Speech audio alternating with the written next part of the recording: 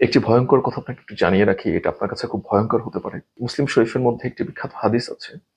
নবী করিম সাল্লাল্লাহু আলাইহি সাল্লাম বলেন, যদি কোনো ব্যক্তি তার নিজের সন্তান, সম্পদ, আত্মীয়-স্বজন, এমনকি জীবন সবকিছুর থেকে যদি নবী করিম সাল্লাল্লাহু আলাইহি সাল্লাম আল্লাহ তাআলাকে বেশি মহাব্বত না করেন, তাহলে সে মুসলমান না। আর আমি প্রিভিয়াস একটি ভিডিওতে আপনাকে বলেছিলাম যে আল্লাহ তাআলা কিন্তু প্রত্যেককে আমাদের জানিয়ে দিয়েছেন যে ইয়া আইয়ুহাল্লাযীনা আমানুত্তাকুল্লাহা হাক্কা তুকাতিহি ওয়া লা তামুতুন্না ইল্লা ওয়া আনতুম মুসলিমুন।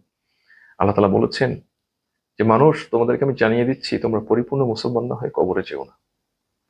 তো এটার জন্য আমাদের প্রত্যেকেই সচেতন থাকা উচিত যেন আল্লাহ তাআলাকে, নবী করিম সাল্লাল্লাহু আলাইহি সাল্লামকে আমাদের জীবনের থেকে বেশি মহাব্বত করতে পারি। যদি এটা না পারি, আমরা কিন্তু মুসলমান না। এটা ট্রু, অবভিয়াস এন্ড স্ট্রেট। কোনো যুক্তি চলবে না এখানে। আপনাকে জীবনের সবকিছু থেকে আল্লাহ এবং আল্লাহ রাসূল সাল্লাল্লাহু আলাইহি সাল্লামকে মহাব্বত করতে হবে, যার প্রমাণ ইতোপূর্বে আমাদের বিভিন্ন নবীগণ দিয়ে গিয়েছেন।